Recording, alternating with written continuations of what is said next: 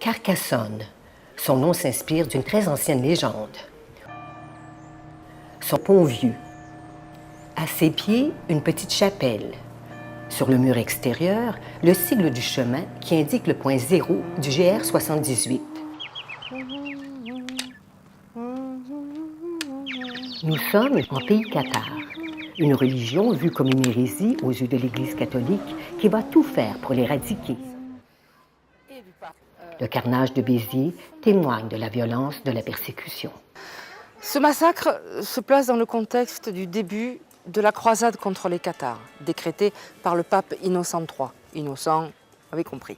Simon de Montfort, qui était un baron du nord de la région parisienne, demande au légat du pape, qui était évêque de Narbonne, « Mais monseigneur, comment est-ce que je reconnais un bon chrétien d'un cathare ?»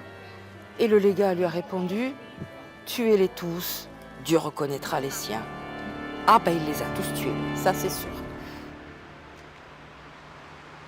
Encore quelques minutes et je rejoins Serge Allary, président de l'Association des Amis de Vals, qui va me faire visiter, à mon plus grand plaisir, la curieuse église rupestre du village.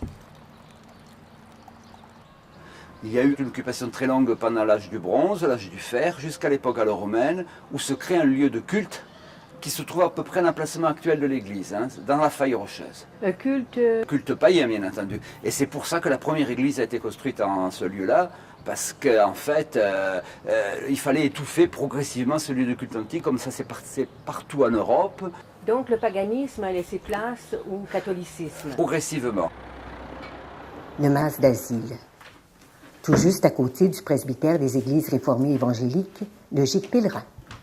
Ce sont des catholiques qui sont venus nous trouver en disant ça serait sympa qu'au mas d'asile, étant donné qu'il y a une forte communauté protestante, vous puissiez accueillir des pèlerins.